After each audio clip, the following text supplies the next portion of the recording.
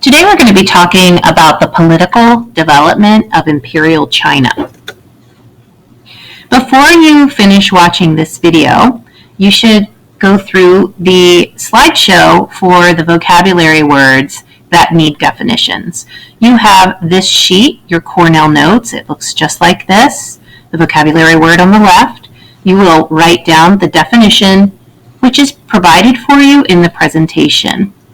So you will review each slide in the presentation, look for the highlighted words, which are these words that are listed here. You can find them easily because they are highlighted in blue. When you click on the link, you'll write down the definition and look at the picture. And then after you complete the vocabulary review, you can finish listening to the screencast of this presentation. The beginning is called It's Hard to Find Good Help. From 221 BCE to 1644 CE, China went through several dynasties. Remember, a dynasty is a ruling family. Each had a different way of selecting government officials. Some used aristocrats or wealthy landowners. Remember that picture of the very wealthy people for the word aristocrats.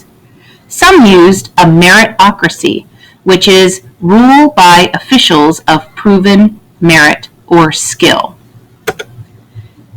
The last one is the Mongols only allowed foreigners to rule the government. So the Mongols only allowed people from another country to rule their government.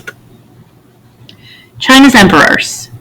In 221 BCE, Prince Zheng became the first emperor that started the Qin dynasty. Emperors would choose their heir, often a son, before death. Remember, an heir is somebody who inherits from a person upon their death. It was believed that emperors had a mandate from heaven if they ruled well. That means they had an order to do something from heaven if they ruled well. Floods, famines, plagues, and earthquakes were taken as signs that heaven was not pleased. When a dynasty failed to rule well, it was believed people should overthrow the government. Remember, overthrow means to take by force. The Han dynasty was 206 BCE to 220 CE. This dynasty lasted over 400 years. The emperor had a lot of power. He chose his advisors, the people who gave him advice, from the aristocracy. Having a large group of government officials is called a bureaucracy. This works as long as the workers are skilled, but dishonest workers took control. This caused the Han dynasty to fall, and that led to disunity until 589. Disunity means that the people were not working together. They were working against each other. Warlords fought with each other for control. The poor suffered as they had to pay high taxes and went into debt and had to give up their land. Debt means that you owe somebody else money. The Sui unified China for 29 years, but taxes led to unrest.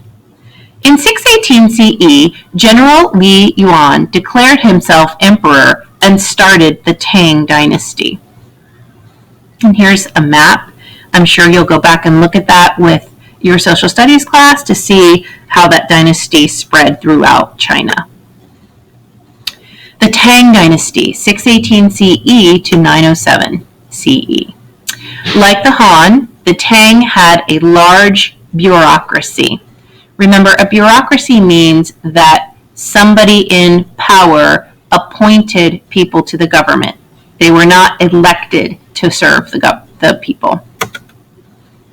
In order to have a strong government, the Tang dynasty created civil service examinations. These are tests to prove that they're qualified to hold office. They had questions about Chinese classics, poetry, legal, and administrative issues. So you can tell they had to know more than just the rules of the government. Some groups of people, such as merchants, actors, and beggars, were not allowed to take the exams.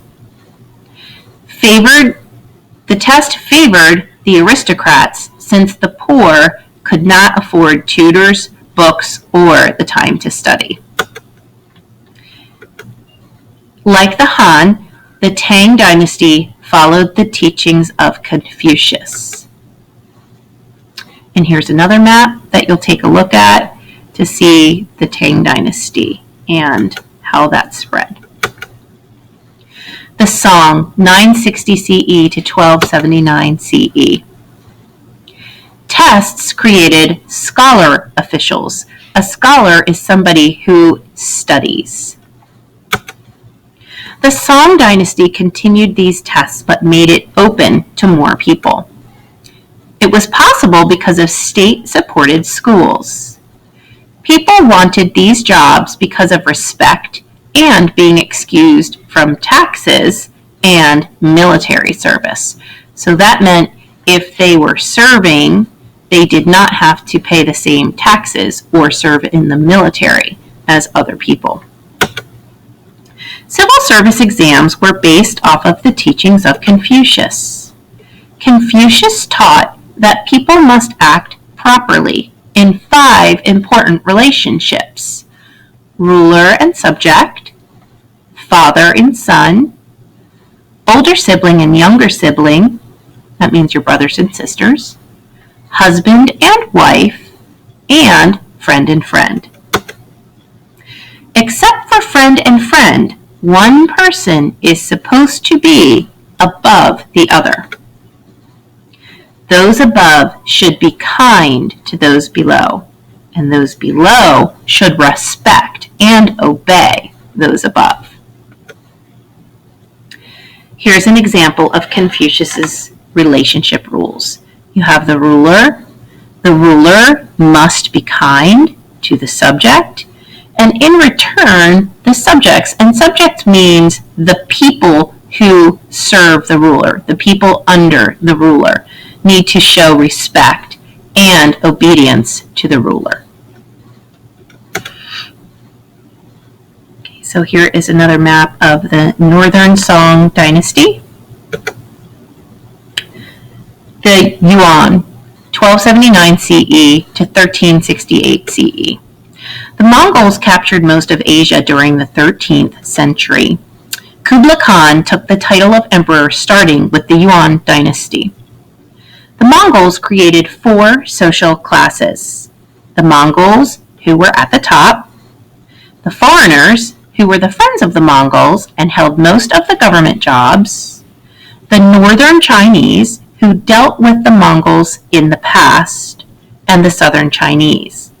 Kublai Khan got rid of the examination system and hired Mongols. He ignored skill. That means that the scholars lost their high place in society. There weren't enough Mongols for the government jobs. Many were unskilled or illiterate, which means unable to read and write. So many foreigners received jobs. Tests were eventually brought back, but they favored the non-Chinese. The Mongols were hated and eventually revolted against Kublai Khan. The Ming Dynasty, 1368 CE to 1644 CE. The Ming managed to overthrow the Mongol leaders.